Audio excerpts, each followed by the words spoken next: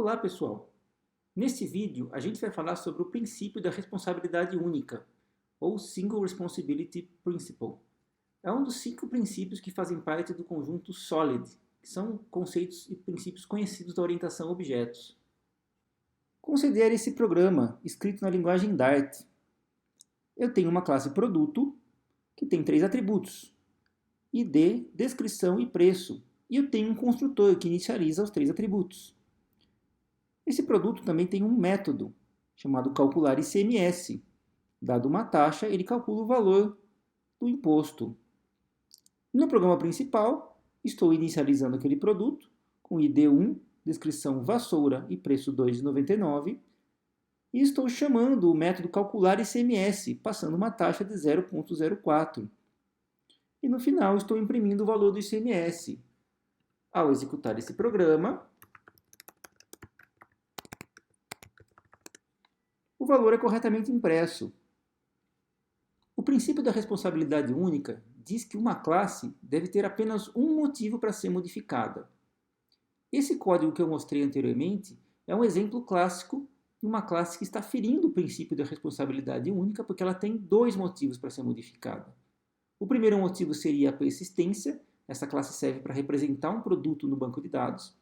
E o segundo motivo é o cálculo de imposto, no caso aqui do ICMS. Então, essa classe tendo 2 motivos para ser modificada, está ferindo o princípio da responsabilidade única.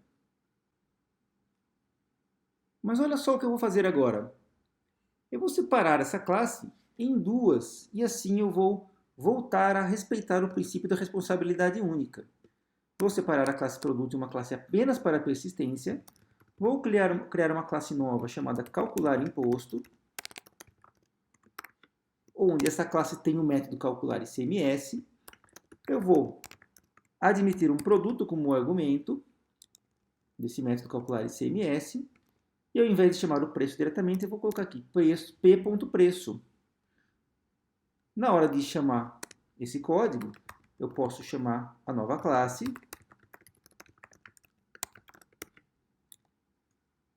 E eu vou invocar o método aqui no objeto C ao invés do objeto P. E eu vou passar o objeto P com o parâmetro para o cálculo do ICMS.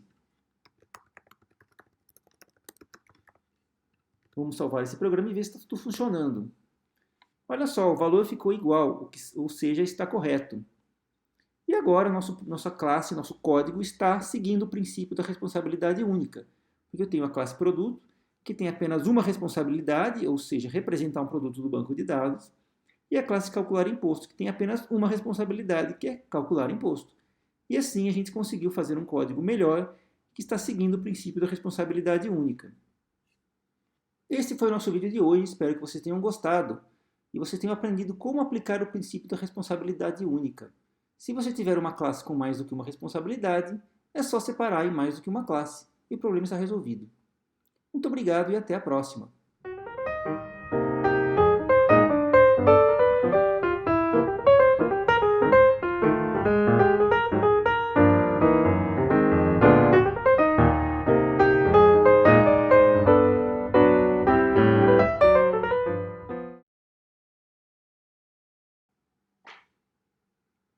Alô? Não. Vou ter que gravar de novo. O pessoal está reclamando aqui, disse que foi muito ruim o vídeo aí. Disse que eu peguei o primeiro exemplo do Google e coloquei aqui e só. Não sei não, mudei. Era cálculo de IOF, acho que eu mudei para ICMS, então tá diferente. Não copiei não. Pessoal chato pra caramba, fica reclamando de tudo. Eu vou gravar de novo aqui, tá? Tchau.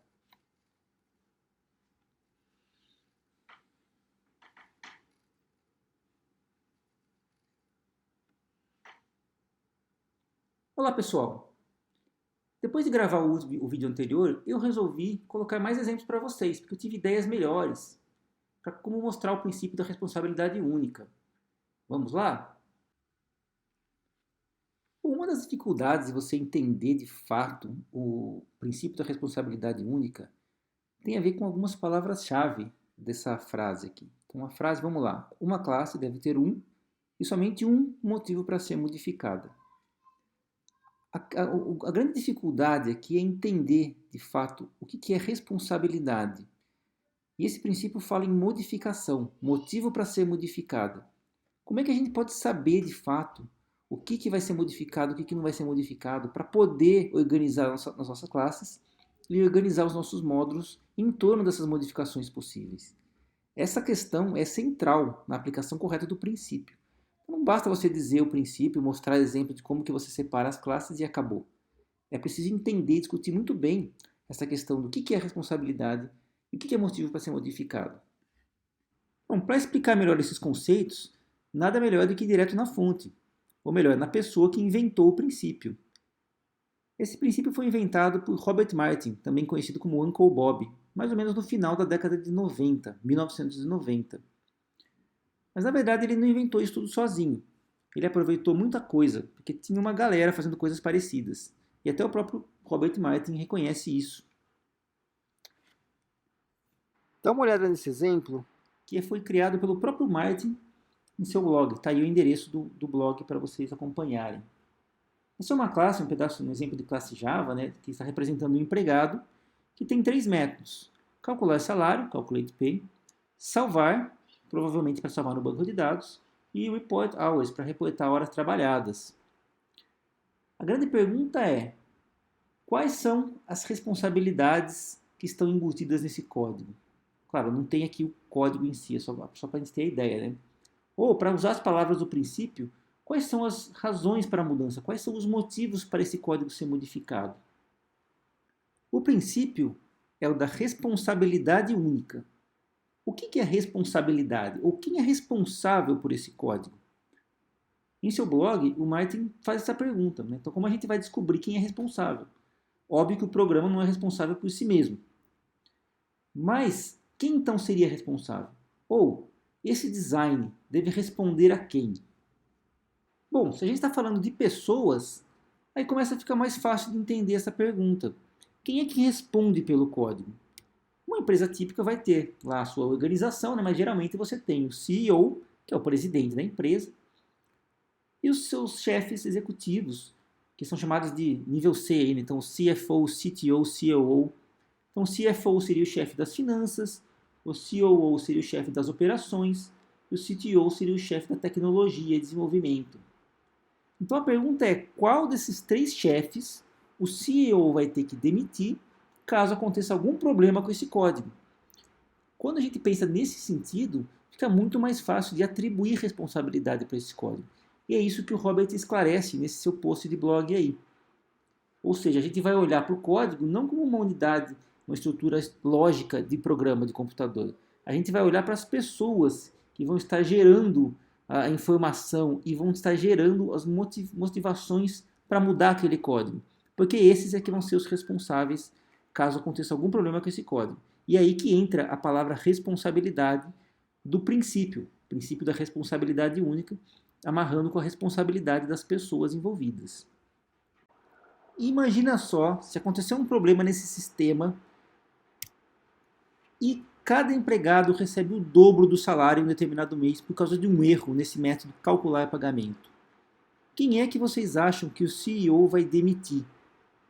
Óbvio, é um problema de pagamento. Quem vai ser demitido porque pagou em dobro é o CFO, é o chefe das finanças da empresa, porque é ele que é o responsável pelos pagamentos. E aqui cabe um asterisco, feito também pelo próprio Martin no seu post. Óbvio que se tiver um erro de especificação de pagamento, não é o CFO que vai ser demitido. Provavelmente vai ser feita uma auditoria, né? Alguém que vai ser responsabilizado de fato ali. Mas a ilustração é bem clara. De quem que é a responsabilidade por especificar o pagamento? É o CFO, nesse caso aqui.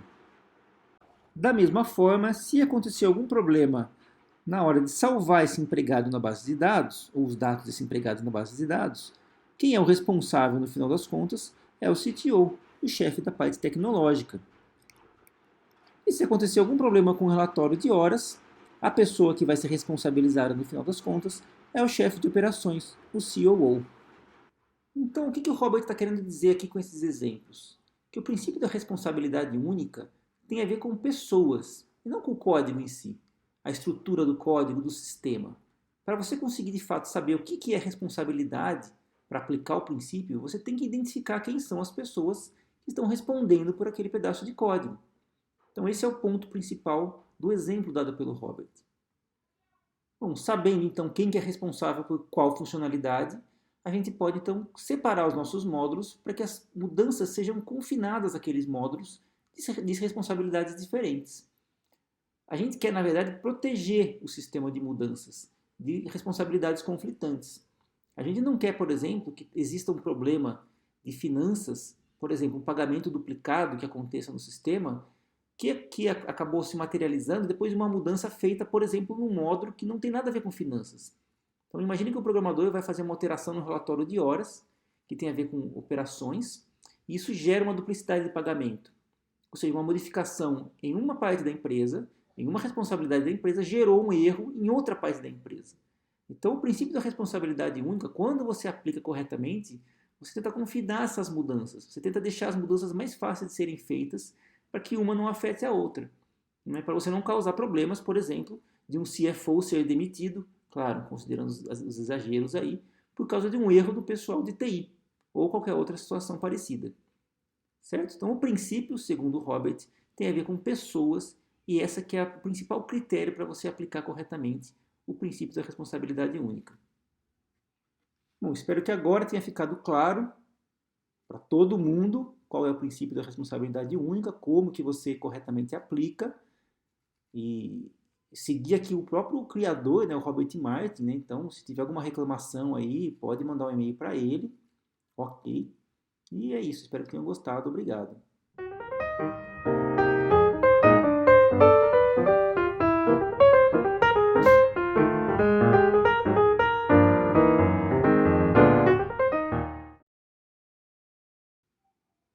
Oi? Não, de novo. Os caras mandaram mensagem de novo aqui. Estão reclamando que também não tem código, que não dá para entender, que se é for, não sei o quê. Ah, não dá para entender esse pessoal, viu? Ah, tem um cara aqui falou palavrão. Bom, vou ter que gravar mais coisa, né? Vocês parem de me incomodar aqui, né? Tá. Vou ver se eu consigo fazer. Tchau.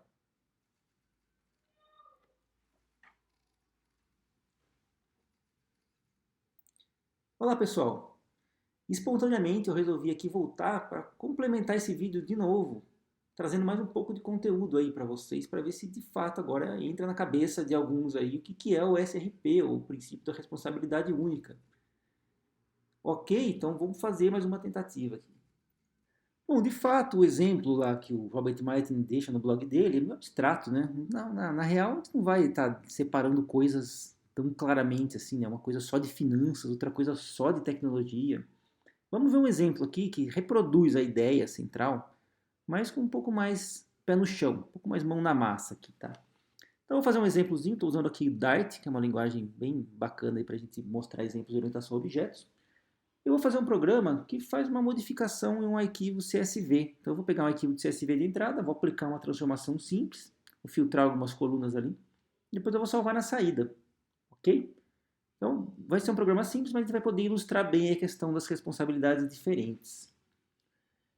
Bom, eu vou começar fazendo um código que lê um arquivo de CSV. E esse arquivo eu vou carregar para a memória.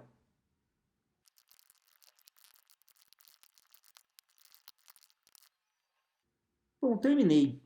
Esse código aqui, não vou entrar em muitos detalhes, né, com a biblioteca do Dart, mas ele vai fazer uma leitura de um arquivo, então ele recebe um file como parâmetro, e ele vai retornar uma lista de listas de strings, que é um vetor bidimensional aqui, tá? Estou usando uma lista de lista para facilitar a programação.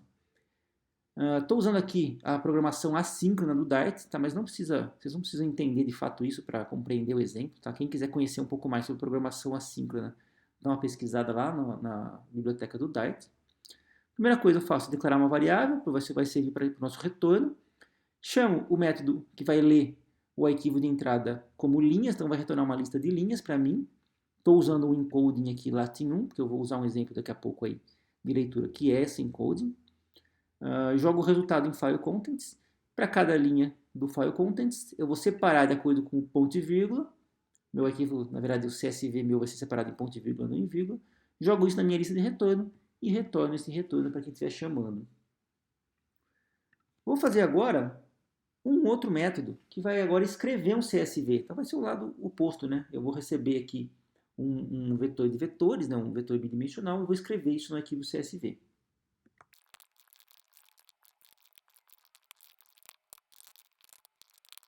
Pronto, esse método aqui, então, aceita como parâmetro um arquivo, que vai ser o arquivo que vai ser criado, né, com esse conteúdo, os dados. Vou abrir esse arquivo em modo de escrita. Para cada linha de dados, eu vou escrever toda ela separada por ponto e vírgula. Então, cada elemento daquela linha eu vou separar por ponto e vírgula. Esse write all já coloca o ponto e vírgula apenas entre os dois elementos, não coloca no final. Coloco um barra n no final para mudar de linha. Aí eu vou chamar os métodos que fecham o arquivo e colocam o conteúdo. Então agora a gente tem dois métodos, um para ler CSV, outro para escrever CSV. Vou agora fazer um método que vai transformar os dados. Vamos lá?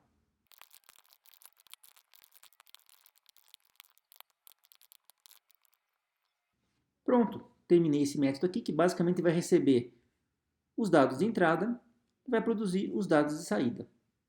E a transformação aqui é bem simples, tá? Então eu vou fazer uma transformação simples de propósito. Vou criar aqui um vetor de retorno, que vai ser um vetor vazio. Depois eu vou percorrer os meus dados de entrada.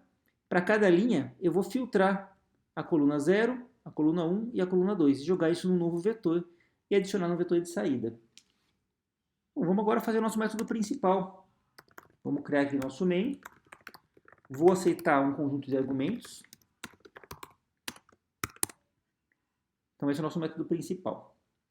Esse método principal, a primeira coisa que eu vou fazer vai ser processar os argumentos, porque eu quero que o meu comando, o meu programa seja configurável em linha de comando. Então, para isso, eu vou adicionar um interpretador de argumentos que tem aqui numa biblioteca do Dart para isso. Essa classe argparser, que não está sendo encontrada, não existe aqui no meu ambiente, eu vou adicionar ela através de uma dependência no meu programa. Bom, em Dart a gente faz isso usando... Vou criar um novo arquivo aqui. Pronto. Esse arquivo aqui, ó, chamado pubspec.yaml, é usado pelo Dart para poder fazer as dependências entre pacotes. Então, eu estou trazendo aqui um pacote chamado args.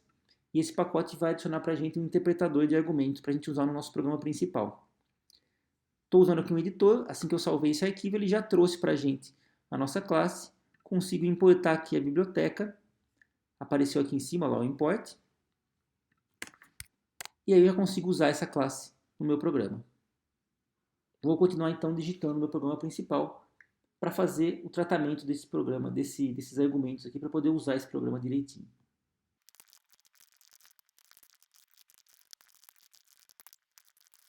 Pronto. O que eu adicionei aqui foram três opções para o meu programa. Uma mensagem de help, então a opção help ou H abreviado, que vai mostrar a mensagem.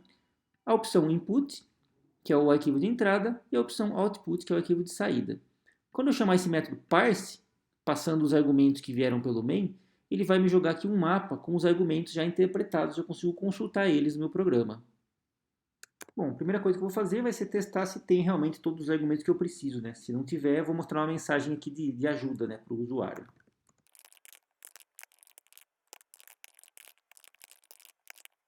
Bom, pronto.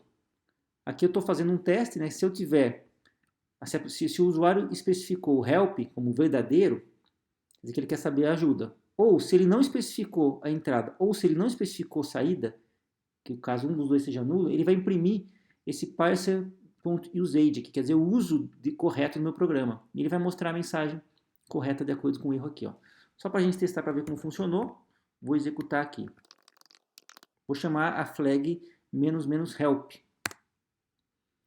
Olha lá, ele mostrou para mim a mensagem de ajuda para mostrar como é que eu uso esse programa. Né? Se eu não colocar o help, ele também vai mostrar, ó, porque vai estar o input nulo e o output nulo.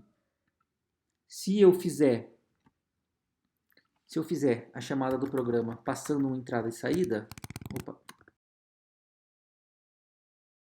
aí não apareceu nada porque ele simplesmente passou pelo if aqui e está tudo correto, então eu posso trabalhar com a entrada e com a saída corretamente.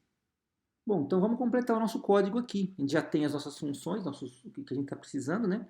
Então vamos lá, vamos criar o nosso arquivo de entrada. Vamos criar o nosso arquivo de saída. Vamos ler os nossos dados. Vamos transformar os nossos dados e vamos imprimir isso na saída de novo com o nosso novo CSV. Pronto, nosso programa está completo, a gente pode agora testar. Bom, estamos aqui no nosso terminal para testar o nosso programa. Está aqui o nosso exemplo 1.dart. Para testar esse programa, eu baixei aqui um conjunto de dados CSV da plataforma do governo brasileiro, né? Copiei aqui, copiei esse arquivo aqui, ó, TA, preço medicamento.csv, né, que são vários preços de medicamentos aí. Deixa eu diminuir um pouco a fonte aqui. Só para mostrar o conteúdo dele. Então, um CSV separado por ponto e vírgula, com uma série aí de medicamentos. E eu vou rodar o nosso programa para a gente testar. Terminou de rodar, ele deve ter gerado o nosso programa, lá, saída.csv. Vamos dar uma olhada aí nos primeiros 10 linhas desse arquivo aqui. Olha lá, então ele funcionou, ele filtrou as nossas primeiras 10 linhas. A gente pode ver que não funcionou muito bem, né? Porque esse modelo aqui, o nosso programa está separando por ponto e vírgula. E a gente já consegue ver na linha 5 aqui, ó, que existe um medicamento que tem um ponto e vírgula no nome. Então, certo seria ele pegar tudo isso que está selecionado aqui como sendo o primeiro, né, o nome do medicamento, né? No caso, ele está separando como se fosse só isso daqui, o nome, né? Então, não está muito bem funcionando, mas já deu para ter uma ideia. Então, vamos pensar um pouco na estrutura desse código e pensar no princípio da responsabilidade única.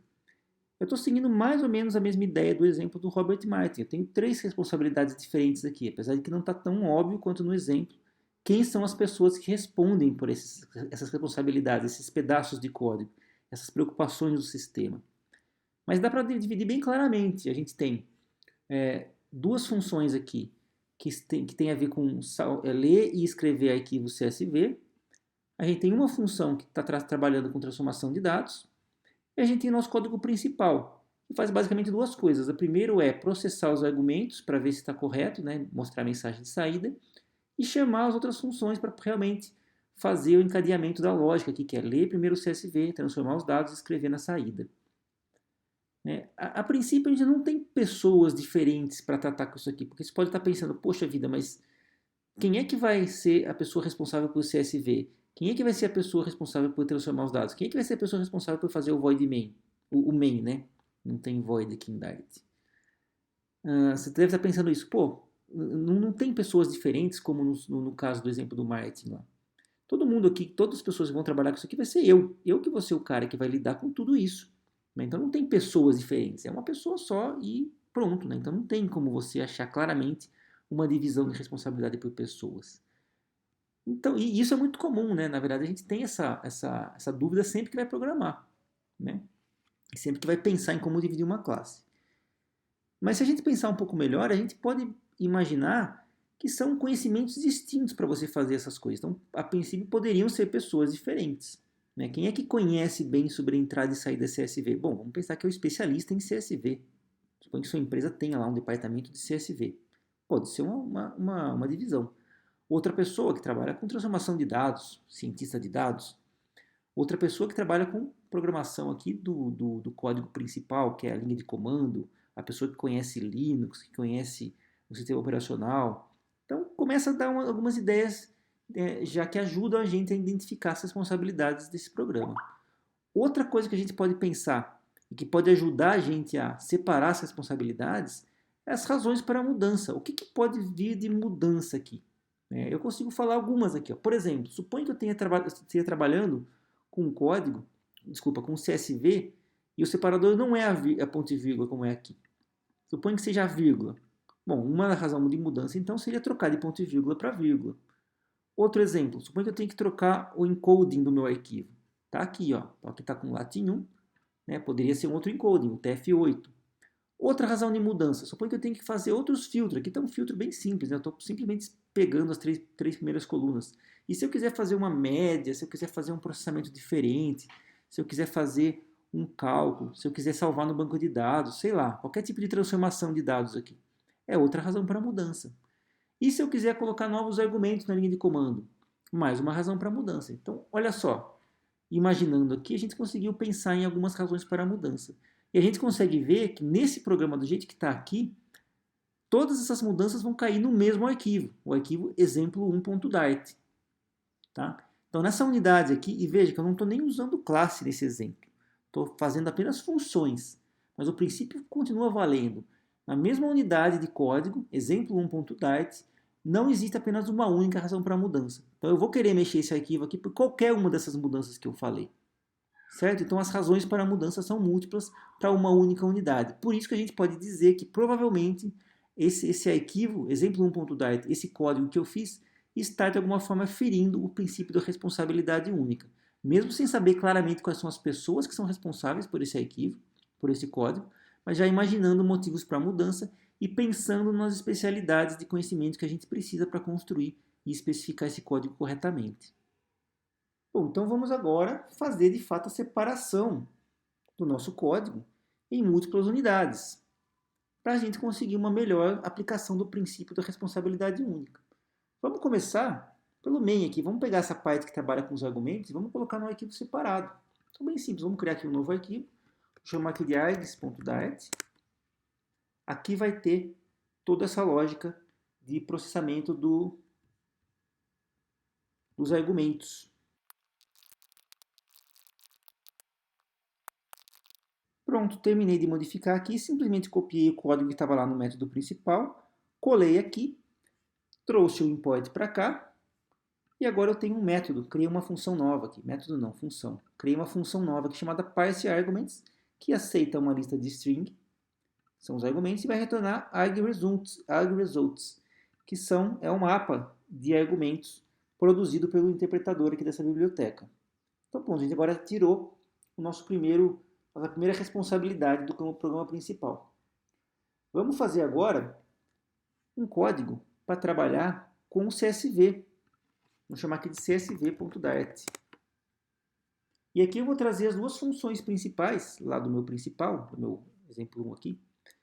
Vamos trazer aqui as funções que fazem a leitura e a escrita do CSV. Pronto. Essa modificação foi mais fácil porque já estava com o código separado em funções. Então eu simplesmente trouxe as funções para cá e trouxe as importações das bibliotecas corretas aqui.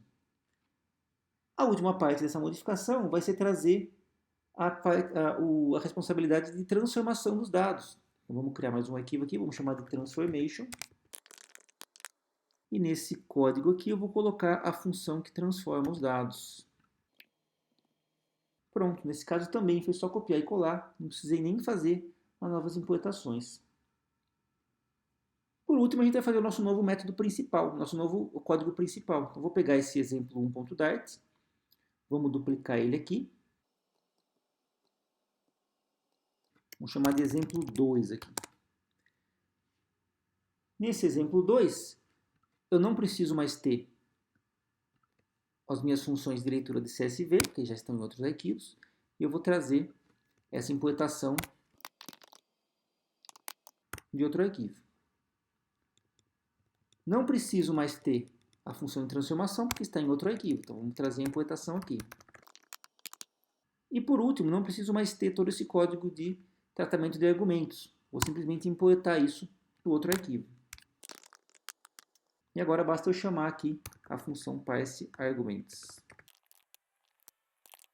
Pronto, está quase pronto. A única coisa que eu preciso fazer agora é que lá na minha função args, para fazer a interpretação dos argumentos, eu estou retornando nulo caso a entrada não esteja bem formada. Então eu vou ter que fazer esse teste aqui antes de seguir adiante com o meu programa. Pronto, está aqui o meu novo código, agora com as responsabilidades melhor separadas. Então a gente tem o código main, que basicamente só faz a chamada dos outros, então está delegando responsabilidade para os outros. Né? Então eu quero fazer o tratamento dos argumentos. Delego para a função parseArguments, que está em outra unidade. Eu quero fazer a leitura do CSV, delego isso para outra unidade. Transformação de dados, delego para outra unidade. E escrever o CSV, delego para outra unidade. O programa está funcionando do mesmo jeito. A diferença é que se eu tiver que alterar alguma coisa, as preocupações estão melhor separadas. Então, tudo que está relacionado com CSV está dentro desse arquivo aqui. Tudo que está relacionado com argumentos está dentro desse arquivo aqui. E tudo que está relacionado com transformação está dentro desse arquivo aqui. Então agora, aquelas modificações que eu tinha falado, tem um local correto, tem um local apropriado para elas, fica mais fácil de modificar, fica mais fácil de alterar e provavelmente tem menos chance de causar erros, porque a gente está protegendo um pedaço do sistema de outro. Então, imagina que eu tenho aquela situação lá do Robert Martin, eu tenho um especialista só em transformação. Se a gente falar para ele alterar só esse código aqui, né, provavelmente ele não vai causar problema, por exemplo, com CSV. Mas ele vai talvez precisar de alguma alteração no CSV. Tudo bem, a gente está tentando reduzir essas possibilidades de erro, não estamos eliminando completamente, tá? Então essa que é a ideia da responsabilidade única. Esse exemplo mostra muito bem isso aí, com a separação mais clara, de acordo com as responsabilidades que a gente conseguiu identificar nesse exercício simples. Agora eu queria mostrar um exemplo um pouquinho mais complicado. O exemplo anterior é legal, porque ele ilustra bem o princípio, ele mostra aí a questão da separação e como a gente pode começar a tentar identificar as responsabilidades, mas ele é meio simples. Agora eu vou tentar fazer um exemplo um pouco mais complicado, mostrando um framework mais completo aqui, tá? Isso que eu estou mostrando aqui na tela é o tutorial inicial do Flutter. Tá? Deixa eu abrir aqui o Flutter. Aqui no site do Flutter, na documentação, a gente tem aqui o primeiro tutorial aqui, ó, que é esse Write Your First Flutter App. Se você seguir aqui até o final, você vai ter esse exemplo que eu tenho aqui, tá? Então, eu recomendo que você, se você quiser realmente entender esse exemplo de uma forma aprofundada, né, 100% do exemplo, que você siga o tutorial até o fim, tá? O Flutter ele funciona na web, então você pode usar ele para web, não precisa ter um celular para testar. Dá para testar em celular também, tá? Mas dá para fazer na web também. Então, se você quiser entender 100% do exemplo agora, eu recomendo que você siga esse tutorial lá no site do Flutter. Mas não é obrigatório. Tá? Eu vou explicar basicamente os conceitos do princípio da responsabilidade única, usando o exemplo do Flutter, e eu vou mostrar as principais partes e vou explicar em detalhes. Tá? Mas vai ficar uma coisinha faltando se você não entender todo aí o detalhe de como que o Flutter funciona. Mas essencialmente, para o conceito aqui do princípio do design, não precisa ir lá seguir o tutorial. Tá? Esse aplicativo, ele basicamente mostra na tela aqui uma série de nomes, com duas palavras em inglês. Esses nomes são gerados à medida que você vai rolando a tela. E você pode selecionar eles como favorito ou não. Pode selecionar, desselecionar, né? E eles vêm aqui para uma área separada, uma nova tela, que tem todas as suas sugestões salvas. Então, por exemplo, aqui eu selecionei esses quatro. Check Glove, Round Sales, Toe Load, High Trip. Se eu desselecionar esses dois e deixar apenas o primeiro, só aparece um aqui nas sugestões salvas. Então essa é a funcionalidade básica, não tem muito segredo, não tem acesso a banco de dados, não tem nada, é apenas um exemplo para iniciar o aprendizado do Flutter. Agora eu vou dar um overview do código. Não é uma aula de Flutter, como eu falei, para você entender de fato todos os detalhes, siga lá o tutorial, ele é bem fácil. Aqui é só para vocês terem uma ideia para poder entender o conceito do princípio, da responsabilidade única. Nesse código aqui, está tudo nesse arquivo, tá? Esse arquivo main.dart, está todo o código aqui, tá? Então a gente tem uma classe que é o aplicativo principal, basicamente vai definir o título, o tema e o conteúdo principal. O conteúdo principal é essa classe Random Words. Tá? A classe Random Words é separada em duas, na verdade, né? O Flutter trabalha com o conceito de estado, né? E classe. Então o Random Words é o widget que a gente chama, né? Que é o componente visual. E o Random Words State é a lógica principal que armazena o estado aqui desse aplicativo. Então a gente tem aqui uma lista de sugestões, uma lista de sugestões salvas. Aqui é só questão de interface com fonte. As sugestões são o conceito de word pair, que são pares de palavras. Nesse build suggestions, o código está construindo, né, toda essa lista de palavras, então está preenchendo o vetor de suggestions. Nesse build row, eu estou construindo uma linha da tela, e nessa linha, bom, tem uma série de detalhes que eu vou pular aqui, mas o importante é saber se aquele par já está salvo ou não. Isso é feito consultando a lista saved e colocando aqui um evento de clique, né, ou um tap, né, não é um clique, é um tap, né. Então quando eu faço o tap aqui, na verdade ele está chamando esse código aqui, então ele está alterando o estado, mudando de acordo com o estado dele. Se ele já estiver salvo, ele vai salvar no saved. Se ele já estiver salvo, ele vai remover do saved. E se ele não estiver salvo, ele vai salvar no saved. Tá? Então, quando eu clico aqui no Nest Suite, por exemplo, ele não está salvo. Cliquei aqui, ele adicionou na lista de saved. Aqui esse build apenas constrói, né, não está fazendo nada demais. Aqui é para você entrar na outra tela, então essa outra telinha aqui, ó, ele vai entrar aqui no Save, e aqui ele vai mostrar apenas os selecionados, tá? Que ele está construindo aqui a parte com selecionados. E aqui no final é apenas uma classe auxiliar, como eu falei, que vai criar o widget visual, que por trás tem o estado ali, que é o que eu mostrei agora de pouco. Tá? Então esse é um overview bem simples do aplicativo, né? Que não tem nenhum segredo aqui, além dos detalhes de como o Flutter funciona. A primeira coisa que eu vou fazer nesse código aqui, para chegar numa situação legal aí para demonstração, eu vou mover toda essa lógica de armazenamento das sugestões das palavras, né? Eu vou mover isso para uma classe separada. Então, vou criar uma classe nova aqui na pasta lib, chamar aqui de model.dart. E aqui eu vou colocar toda a lógica para armazenar as sugestões e as sugestões salvas.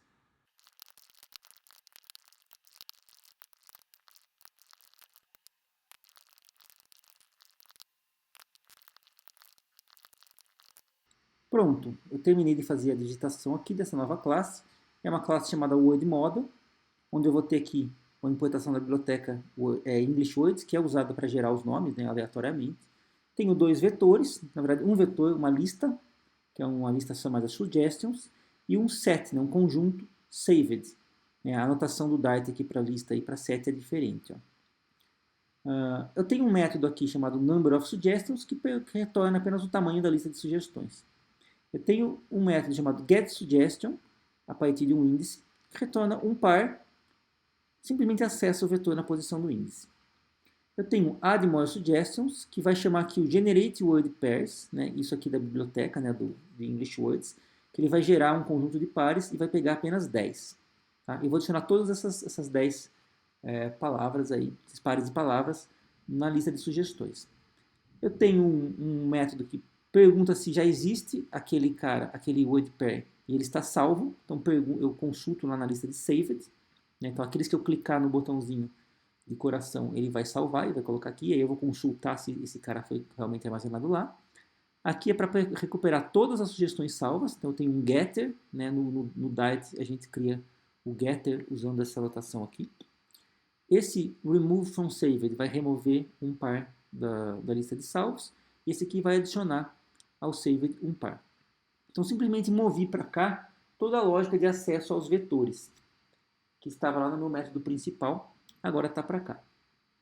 Bom, agora vamos lá para o nosso código principal. Eu vou importar esse novo modelo, né, model.dart. Eu vou poder usar aqui a nossa classe e eu vou substituir todos os locais onde eu estou usando os vetores individuais, eu vou trocar pelo modelo. Então está aqui, ó. Eu vou remover esses vetores suggestions e save e vou trocar pelo model. E agora eu vou modificar todos os locais onde eu estou acessando isso. Então eu vou recuperar direto do model.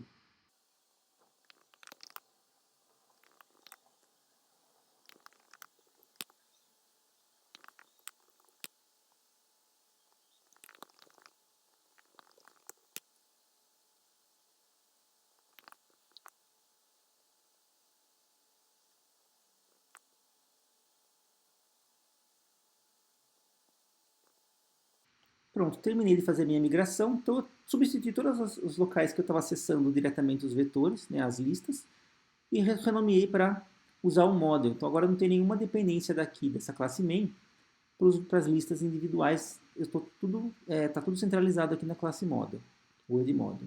Eu também fiz o seguinte, lá no meu método de tratamento dos eventos, que é no onTap que eu tinha mostrado, então quando a pessoa clicar numa linha, eu estou delegando o tratamento do evento para um método separado. Então eu tenho o método handleRemovePair e o método handleSavePair. E por que eu vou separar? Porque é aqui que eu vou discutir aqui as ideias da separação e da responsabilidade única. Então como é que estava antes aqui, né? Só para voltar a funcionar do mesmo jeito. Eu vou dar um setState. O setState ele indica para o Flutter que eu estou alterando alguma coisa na interface visual.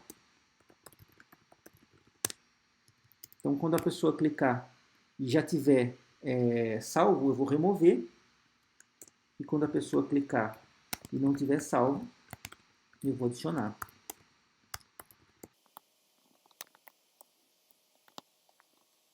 Pronto, agora deve estar funcionando igualzinho. Vamos testar aqui. O Flutter já tem um hot reload aqui, então ele já está automaticamente funcionando com o código novo.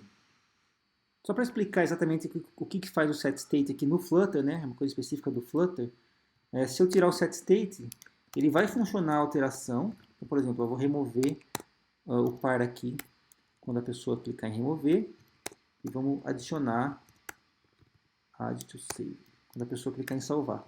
Ele vai de fato executar esse código, mas a mudança não vai aparecer imediatamente na tela, na interface visual. Então vamos lá. Eu não tenho nenhuma selecionada aqui, vou clicar aqui nesse botão. Olha, ele está clicando e não está refletindo a mudança imediatamente, que vai atualizar para mostrar o coração vermelhinho aqui. Ó. Ele está funcionando, então ele apareceu lá. Ó. Vamos adicionar mais um aqui. Ó. Apareceu aqui. Mas ele não reflete a mudança, porque o setState avisa para o Flutter que as mudanças que estão sendo feitas no estado têm que aparecer de alguma forma na interface visual. Então, isso que é a função do setState aqui. Por isso a gente precisa ter o setState na hora que a gente está modificando esse modelo. Bom, além de mover a lógica do modelo para uma classe separada, vamos fazer mais algumas extensões desse código aqui. Vamos fazer uma simulação, né, mais ou menos como se fosse uma função nova aqui, de integração com redes sociais. Vou criar um arquivo chamado social.dart. Vamos criar aqui funções, por exemplo, para compartilhar histórias no Twitter, no Facebook e no WhatsApp.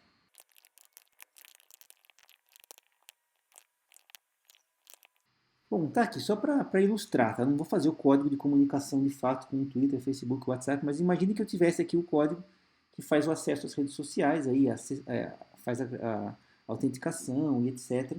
E permita que a gente consiga fazer o compartilhamento de histórias através desse aplicativo aqui.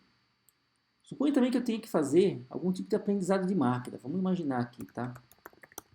Eu vou criar um módulo aqui chamado learning.dart e vamos supor que a gente tem que fazer um treinamento do modelo de tempos em tempos.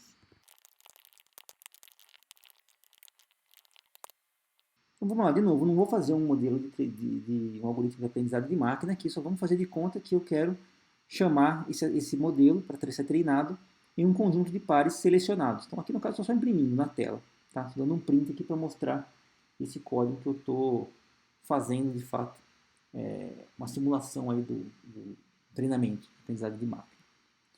E agora vamos modificar o nosso código principal para chamar essas funções novas que eu criei aqui. Então vamos importar os módulos. Importei aqui social o learning. E vamos agora lá no nosso tratador de eventos. Então eu quero que seja aqui. Ó. Então assim que a pessoa remover um par, né, além de mudar a parte visual aqui, né, e mexer no modelo, eu quero, por exemplo, compartilhar isso aqui no Facebook. Então pronto, olha lá. Chamei a minha função share Facebook com a mensagem: olá pessoal, o par que eu acabei de remover, né, não é mais uma das minhas palavras favoritas. Vamos compartilhar também nas outras redes sociais aqui. Ó.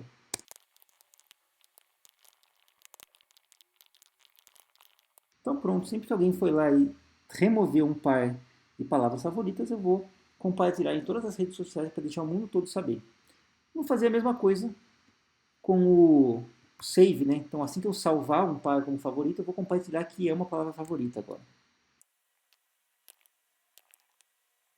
Pronto, eu troquei as mensagens, né? Então quando a pessoa está clicando que ela quer ser favorito, é uma mensagem diferente de quando ela não é mais palavra favorita. Vamos testar aqui só para a gente ver nosso código funcionando. Então se eu clicar aqui, ele apareceu, né, o vermelhinho, quer dizer que funcionou aqui o meu setState, e também imprimiu aqui, ó, no meu console que ele está publicando nas redes sociais. E se eu remover, ele mostra mensagens diferentes.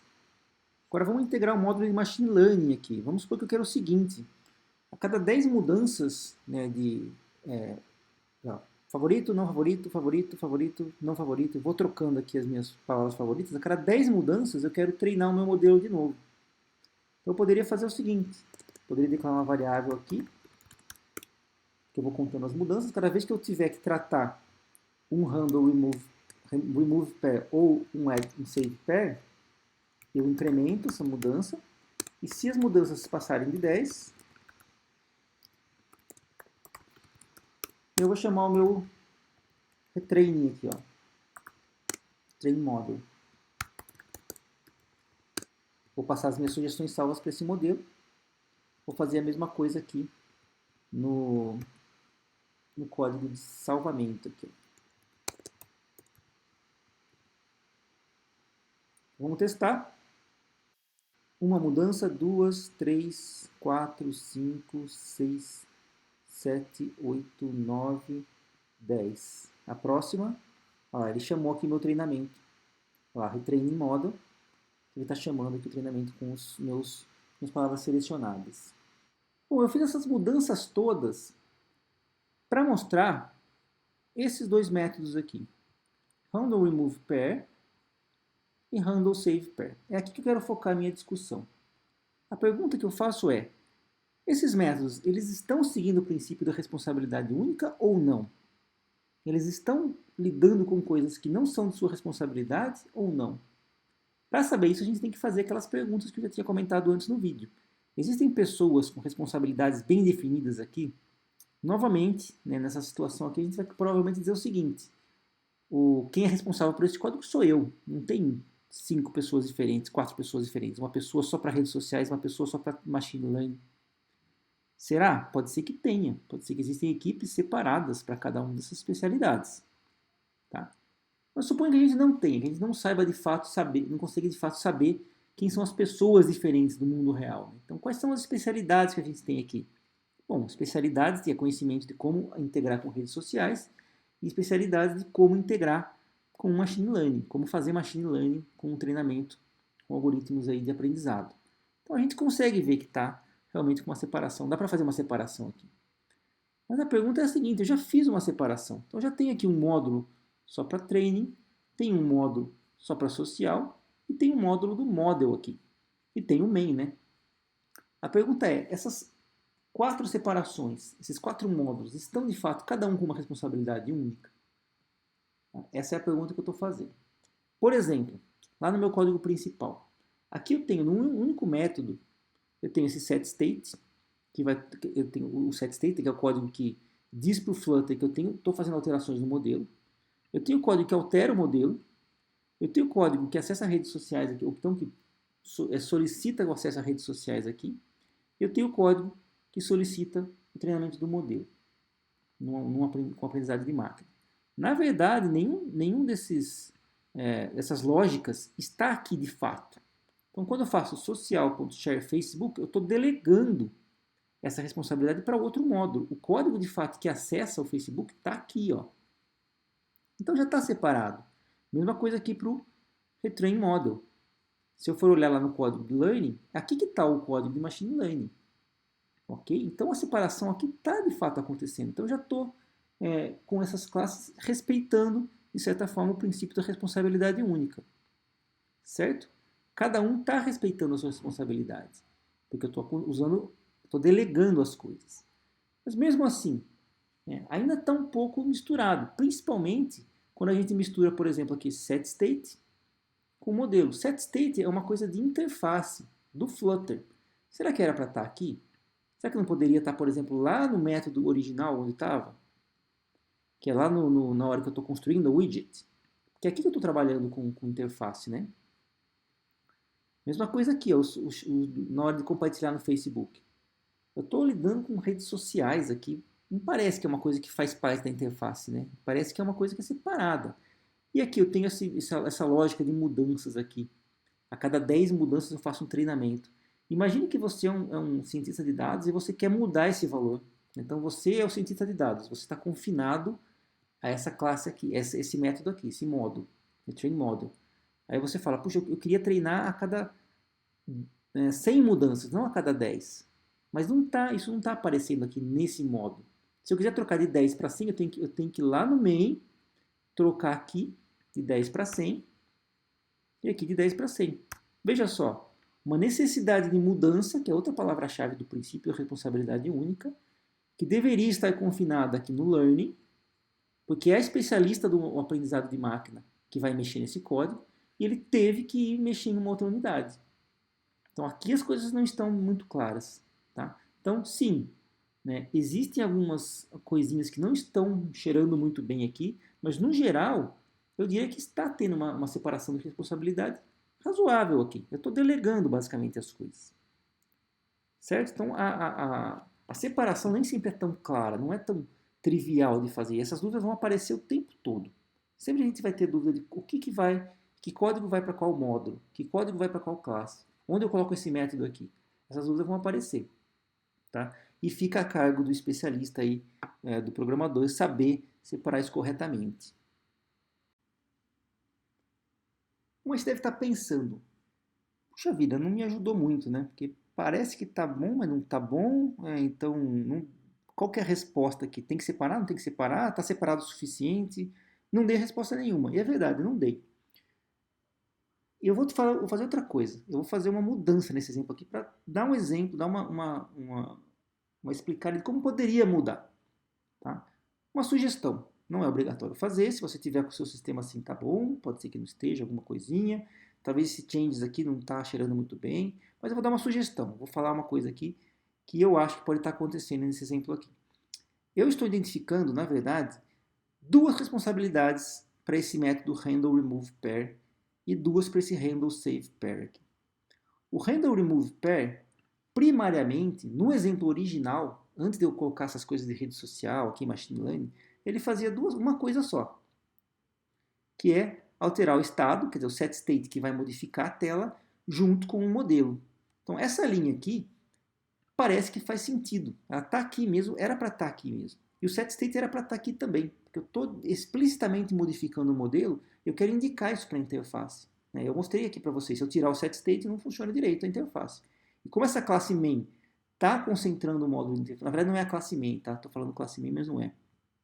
Eu estou dentro da classe random word state, que é a classe que está por trás do random words aqui, tá? Mas ela é a classe de interface, então isso faz sentido. Essa aqui é a preocupação, essa aqui é a responsabilidade principal dessa classe. Essas outras, eu diria que são efeitos colaterais de quando você altera o estado da interface visual. Então, quando eu alterar o estado, quando eu remover lá o par dos favoritos, eu quero ter efeitos colaterais, que é compartilhar no Facebook, que é retreinar um modelo. Então, eu tenho duas responsabilidades aqui. Então, eu vou fazer uma proposta de mudança para separar essas duas responsabilidades e deixar o meu código melhor separado, com as responsabilidades mais bem definidas. Para fazer isso, eu vou criar uma nova classe, vou chamar aqui o arquivo de events.dart. Na verdade, vou criar um tipo e uma classe. Eu criei aqui um tipo chamado Domain Event Handler, que basicamente ele está guardando eventos de um domínio. Domínio é uma situação, um contexto. A palavra domínio aí significa qualquer cenário que você estiver usando no seu sistema, tá? No caso aqui é um domínio de palavras, pares de palavras, tá? E dentro de uma aplicação Flutter. E eu vou ter uma classe chamada Domain Events. Essa classe Domain Events vai primariamente ter um conjunto de handlers. Olha só, estou declarando uma lista de handlers. E aí eu vou ter dois métodos, um para registrar interessados nesses eventos e um para disparar os eventos. Pronto. O register, que é o método que registra os interessados no evento, recebe um handler, que na verdade vai ser uma função de T. T é o conteúdo, é o dado que está chegando no evento. Eu vou adicionar isso na lista. Então, sempre que eu registrar alguém, eu adiciono na lista. E quando eu chamar o fire, eu vou disparar o evento T. Eu simplesmente vou chamar a função handler. Lembra que handler é uma função, tá aqui. Eu vou chamar a função handler passando o T, o dado que realmente foi disparado. Tá? Então, essa é uma construção bem genérica, né, que vai servir para eu poder processar eventos diversos aqui. Vamos agora fazer nossos interessados nos eventos. Um deles é o meu modelo de machine learning. Vamos criar uma classe para esse modelo agora. Então não vai mais ser só uma função retrain model. Vou criar uma classe aqui. Classe. Então a minha classe agora, quer dizer, o meu método retrain model agora está dentro da classe machine learning model. Aqui eu vou trazer o meu contador de mudanças, porque eu quero tirar isso do meu código principal. Vou deixar aqui. Então machine learning model é uma classe onde eu vou armazenar quantas mudanças aconteceram. Vou criar um atributo aqui selected, que vai armazenar todos os pares de palavras selecionados. Fiz um construtor para essa classe, para quando eu inicializar eu já passar a lista o conjunto de selecionados para ele. Com isso, eu não preciso mais ter o meu método trainModel recebendo o selected como parâmetro. E esse método aqui, agora que eu acabei de criar, subscribe to domain events, que eu quero, quando eu quiser que essa classe receba os eventos, eu vou subscrever essa classe em dois produtores de evento, que é quando as palavras são selecionadas e quando elas são removidas. E aqui eu vou fazer a minha contagem. Word pair selected são os eventos de quando alguém seleciona um par. Eu vou registrar isso e para cada vez que o par for selecionado, eu vou fazer o seguinte código. Ou seja, sempre que chegar o evento de que um par foi selecionado, eu vou incrementar a lista de mudanças. Assim que passar de 10, eu zero a contagem de mudanças e retreino o modelo. Vou fazer a mesma coisa para os removidos. Então está aqui o mesmo código. Sempre que um par for removido, eu vou incrementar a contagem de mudanças. Assim que passar de 10, eu zero a contagem de mudanças e retreino o modelo. Então agora a gente tem a nossa classe, Machine Learning Model, que sabe se registrar aos eventos e sabe responder aos eventos de um par sendo adicionado e um par sendo removido. O resto ficou do mesmo jeito. Vamos fazer agora a mesma coisa no nosso módulo de redes sociais.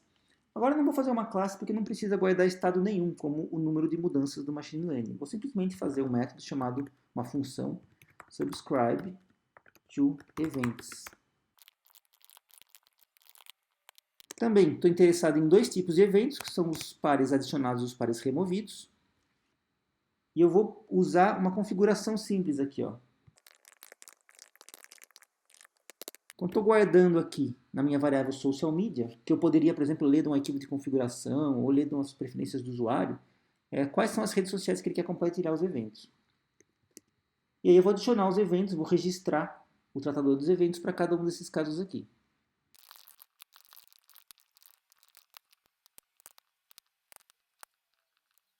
Bom, nesse código aqui, se o Facebook é uma das redes sociais que eu estou interessado, vou registrar, no caso dos eventos dos pares selecionados, uma função que vai chamar o share Facebook, passando a mensagem.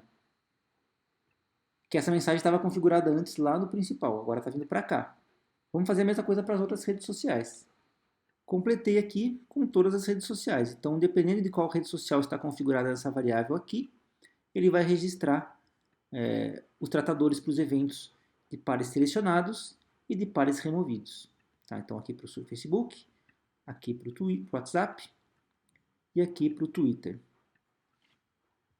Vamos agora modificar o nosso código principal, que é onde agora eu estava tratando esses eventos de uma forma... estava delegando, né, esses eventos individualmente, agora eu vou delegar de uma forma genérica. Vocês vão ver a diferença, como é que vai acontecer aqui. Bom, eu vou colocar essas configurações aqui no meu Random Word State. Tá? Eu vou colocar aqui. Pronto, agora eu tenho dois conjuntos de eventos aqui, dos pares selecionados e dos pares removidos. Então, cada vez que eu selecionar um par, eu vou disparar o evento nessa lista aqui, nesse objeto aqui. Cada vez que eu remover um par, eu vou disparar o evento nesse objeto aqui. Eu poderia fazer isso com apenas um. Poderia fazer uma lista de eventos. Eu estou separando os dois para poder dar tratamento separado para cada um, de uma forma mais fácil. Vou também declarar aqui meu objeto de Machine Learning. Esse objeto é necessário porque eu estou armazenando aqui a contagem de mudanças. Tá? Então, por isso que eu estou declarando esse objeto aqui. De novo, poderia estar em outro local aqui. Tá? Vamos deixar aqui dentro. E agora eu vou inicializar essas coisas e vou fazer a amarração de todos esses objetos aqui. Vou usar o construtor da classe Random Word State. Né? Vou usar esse momento para registrar essas coisas. Poderia fazer isso em outro local, como por exemplo a classe principal. Poderia fazer no main. Vou fazer aqui porque já estão os objetos que eu preciso. A primeira coisa que eu vou fazer vai ser registrar as redes sociais. Então, estou registrando aqui chamando a função subscribe to events. Lembrando essa função aqui, o que ela faz? Ela verifica quais são as redes sociais que eu quero, que eu estou interessado, e registra todos os tratadores dos eventos do par selecionado e do par removido. Em seguida, vou fazer a minha inicialização do objeto do Machine Learning.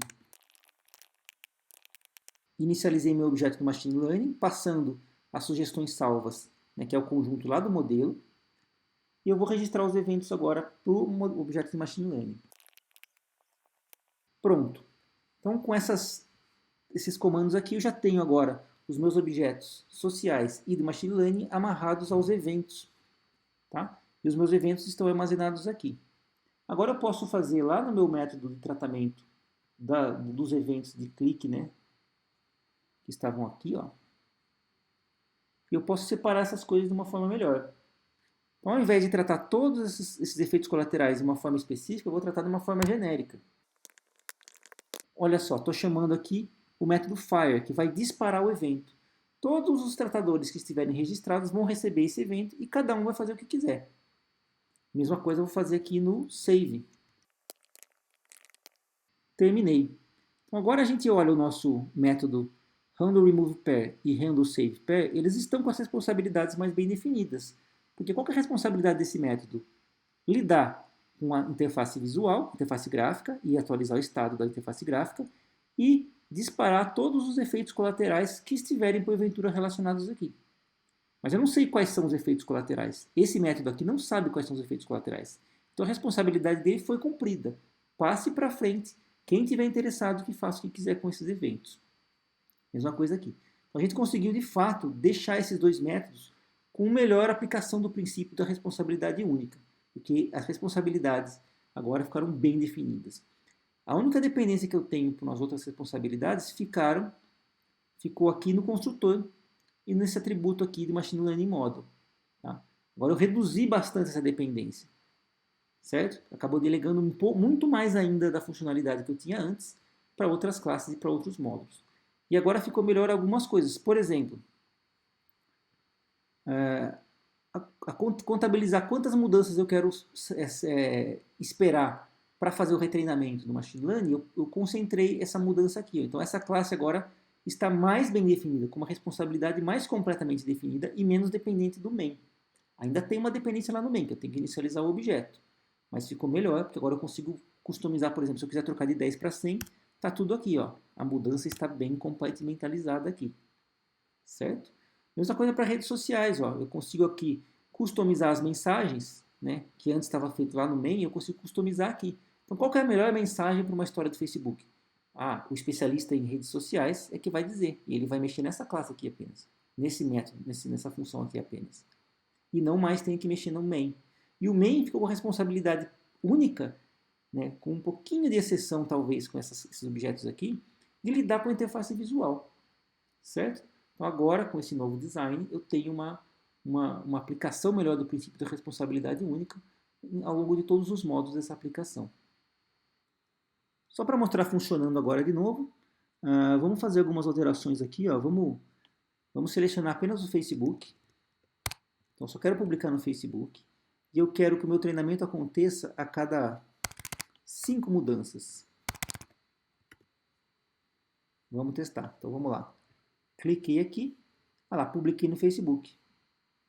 Deselecionei e publiquei no Facebook. Vamos contar 5. 1, 2, 3, 4, 5. Na sexta, provocou o retreinamento. Então continua funcionando do mesmo jeito, o aplicativo, e agora com as mudanças mais bem fáceis de serem feitas e as mudanças estão mais protegidas entre as diferentes responsabilidades do meu sistema. Mais um exemplo mostrando a responsabilidade única. Espero que agora tenha ficado um pouquinho mais claro esse princípio. Mas antes de encerrar o vídeo, eu vou fazer mais uma pergunta.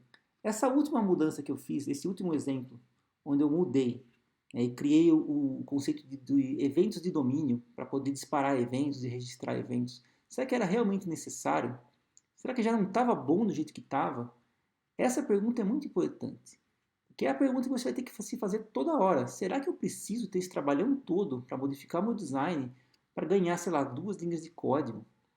Eu falei aqui, eu mostrei aqui alguns exemplos de mudanças. Então eu mudei aqui o número de cliques que disparava o retreinamento do Machine Learning, mudei aqui a configuração de rede social, Então, aparentemente ficou melhor mesmo. Eu acho que se você olhar o código antes e depois, você falar, realmente, ficou melhor. Mas esse critério não é muito claro. Ele depende de uma coisa muito essencial, que é conhecer o domínio. Você tem que ter experiência naquilo que você está fazendo para poder tomar uma decisão correta. Não precisa sair mudando tudo logo de cara e fazer todas as mudanças que você acha que podem acontecer e ficar tentando preparar o seu design, né, o seu sistema, para toda a possibilidade que pode vir a acontecer no futuro. Tá? Talvez o sistema, antes de eu fazer a mudança, né, sem ter que fazer toda essa questão de eventos, já estivesse bom o suficiente, porque as mudanças que eu imaginei que ia acontecer nunca acontecem de fato. Ou então elas acontecem, mas você sabe muito bem mexer nelas, não está gerando nenhum problema, não está causando nenhum transtorno, não está causando atrasos, não está causando bugs. Então, às vezes, vale a pena não mexer. Tá? Então, essa decisão, você tem que tomar cuidado e isso depende muito da experiência. Depende de você conhecer o domínio. Ah, mas se eu estou fazendo um sistema e não conheço ainda? Você não conhece, você não sabe a resposta. Assume, eu não sei a resposta, então não vou sair mexendo sem necessidade. Certo? Ao longo do tempo, com a experiência que você vai ganhando em sistemas do mesmo domínio, programando sistemas parecidos um após o outro, você vai saber como fazer um design que está bem preparado para mudanças futuras. E algumas mudanças você sabe, não vou mexer porque eu sei que isso é muito raro de acontecer. Então você vai ganhar essa experiência, essa vivência. E esse que é o final do vídeo. Quer dizer, eu não consigo mais dar exemplos que vão te dar uma receita de bolo que agora está definido, olha, eu sei fazer a responsabilidade única porque eu sei exatamente qual que é o critério de separação. Isso é impossível de fazer porque depende de cada caso. Depende de você conhecer o domínio. O que eu deixo no final desse vídeo aqui, e agora espero que não tenha mais que regravar nada, são as dicas que o Robert Martin nos dá, né, com base nos outros pesquisadores aí que ajudaram a construir esse princípio, que são: princípio da responsabilidade única tem a ver com pessoas. Se você não tem as pessoas bem definidas, pense nos conhecimentos necessários, né? Qual que é o expertise necessário para cada classe, para cada unidade. E a gente viu que também não precisa ser só com classe, pode ser com módulo, pode ser com arquivo. E se você não tem especialidades e conhecimento bem definido, tente imaginar quais são as mudanças prováveis que vão acontecer. E aí não adianta ficar especulando muito, ficar imaginando muitas coisas possíveis sem saber. Então espere acontecer as mudanças. Quando elas acontecerem, você sabe, olha, aqui eu posso mudar, eu posso deixar meu design um pouco mais flexível, posso deixar o meu design um pouco melhor.